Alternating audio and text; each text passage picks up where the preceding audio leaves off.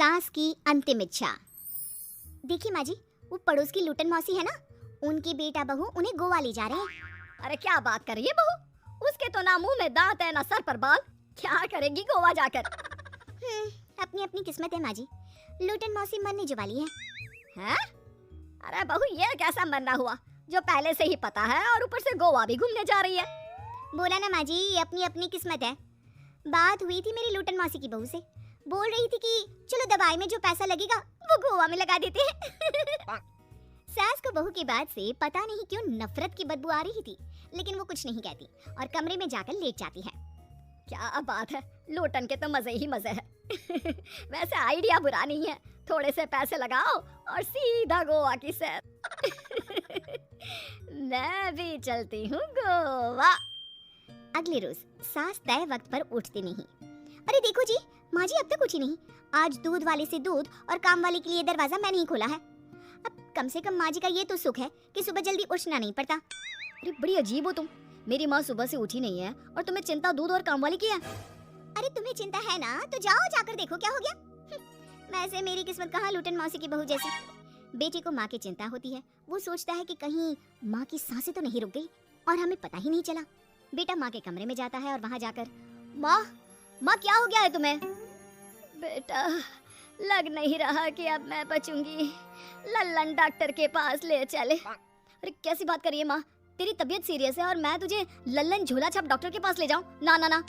अरे तो कहाँ ले जाएगा बता दे, वहाँ एडवांस दे दिया है मैंने, वो क्या कहते हैं गूगल पे से। हैं? तूने क्यों पैसे दिए माँ? तुझे पता था क्या कि तू बीमार होने वाली है? सास को लगता है कि कहीं चोरी पकड़ी तो नहीं गई, वो हड़बड़ा जाती है और उसे पसीने निकलने लगते हैं। अरे माँ क्या हो गया, सर्दी में भी पसीने? लगता है तेरी तबीयत ज्यादा ही खराब है और लल्लन डॉक्टर पास ही में है, चल उसी को दिखा देता हूँ। माँ को लेकर बेटा डॉक्टर के पास जाता है, जहाँ माँ ने पहले ही पैसे देकर सेटिंग कर रखी थी।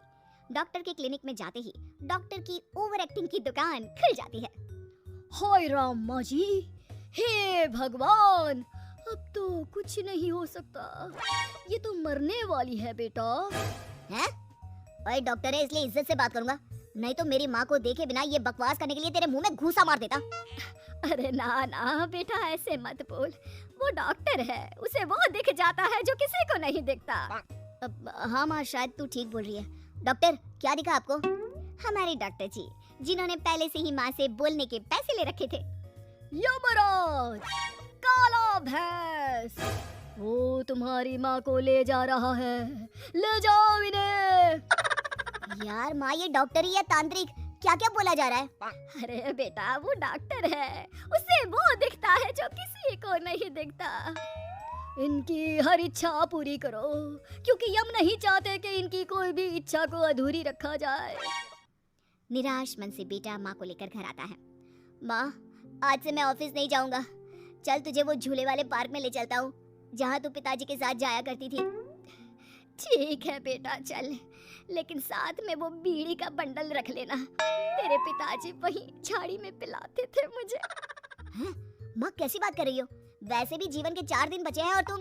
अरे देख बेटा, ना पिलानी तो ना पिला, लेकिन सुना ना तूने डॉक्टर ने क्या कहा कि मेरी कोई इच्छा खाली नहीं रहनी चाहिए। अरे वैसे बेटा 4 दिन की जिंदगी है, न जाने कब मौत आ जाए।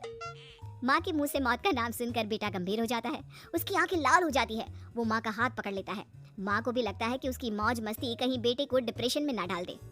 देख लल्लन का फोन आया था, बोल रहा था कि हो सकता है मौत ना भी आए, पर इच्छा पूरी करके रख दे, जब जाऊंगी तब तृप्त होकर जाऊंगी, क्यों? तभी बहू की आवाज आती है, माँ जी आपकी फेवरेट गट्टे की सब्जी बनाई है। सास खाने के टेबल पर जैसे ही बैठने वाली होती है, बहू उनकी चेयर पीछे करती है और प्यार से बिठाती है। बहू शांत हो जाती है, वो माँ को बस देखती है और उनकी हर बात मानती है। रात को जब सास सोने जाती है तो, माँ जी मैं आपके पैर दबा देती हूँ, आज आप डॉक्टर के पास गई थी, थक गई होंगी ना। बहू का प्यार देखकर सास को हैरानी होती है। वो समझ नहीं पाती कि जो बहू उनके मरने को अपना भाग्य बताती थी, वो आज जब सास मरने वाली है तो दुखी क्यों हो रही है। क्या सोच रही है माँ जी, यही ना कि मैं ऐसा क्यों कर रही हूँ? माँ जी मैंने आपको हमेशा अपनी माँ माना है। माना आपसे नाराज होती थी, परेशान होती थी, आपकी बातें चुभती थी, लेकिन यकीन माने प्यार बहुत है आपसे मुझे। सास बहू को गले लगा लेती है। अरे तू क्यों मुंह में डाल रही है? आज नहीं तो कल मुझे मरना ही है ना। बहू रोने लगती है और वहां से चली जाती है। अब तो सास आए दिन कोई ना कोई डिमांड करती जिसे बच्चे पूरा करते। मुझे ना वृंदावन जाना है, कृष्ण की नगरी देखने। जी माँ जी, हम आपको लेकर चलेंगे। माँ मैं कल ऑफिस से छुट्टी ले लेता हूँ। बेटा अब आए दिन छुट्टी लेता और माँ को घुमाता फिराता। एक दिन बॉस कहते हैं, रमन क्या बात है? मैं देख रहा हूँ पिछले 1 महीने से तुम ना काम करते हो ना दाम, बस सारा दिन इमोशनल से बैठे रहते हो। ऐसे में तो कंपनी तुमको और नहीं रख पाएगी। मैं खुद ही नौकरी छोड़ने की सोच रहा था बॉस। वो क्या है कि माँ का आज नहीं तो कल कभी भी देहांत हो सकता है। इतना कीमती समय मुझे तो पल पल उनके साथ रहना होगा। पता नहीं कब वो मुझे छोड़कर चली जाए। और बेटा नौकरी छोड़ देता है। माँ मैंने नौकरी छोड़ दी है, आज से मैं तेरे पास रहूंगा। माँ जी मैंने भी बच्चों का नाम स्कूल से कटवा दिया है, अब हम सब आपके पास ही रहेंगे और आपकी सारी इच्छा पूरी करेंगे। अब सास को लगता है ये तो कुछ ज्यादा ही हो गया। अरे बेटा नौकरी नहीं करेगा तो खाएगा क्या? बच्चे स्कूल नहीं जाएंगे तो साल बर्बाद हो जाएगा। वो समझ नहीं पाती कि क्या करे, कैसे ये ड्रामा खत्म करे। बेटा बहू, तुम लोगों से एक बात करनी थी। देखो मैं ना बहुत शर्मिंदा हूँ, मैंने झूठ बोला था, मुझे कुछ नहीं हुआ है। वो तो ये बोलकर सास सारी बात घर वालों को बता देती है। ओ माँ सच्ची? हे भगवान, मैं जानता था माँ को कुछ नहीं होगा। वाह माँ जी, ये तो बहुत अच्छी खबर दी। मैं तो हलवा बनाने जा रही हूँ। तुम लोग मुझसे नाराज नहीं हो? नहीं माँ जी, हम बहुत खुश हैं कि आपके मरने की खबर झूठी है। माँ शायद मैं तेरे ठीक होते ही तेरा इतना ख्याल रख लेता तो तुझे ये नाटक करने की जरूरत नहीं पड़ती। माँ जी आप हम लोगों को माफ कर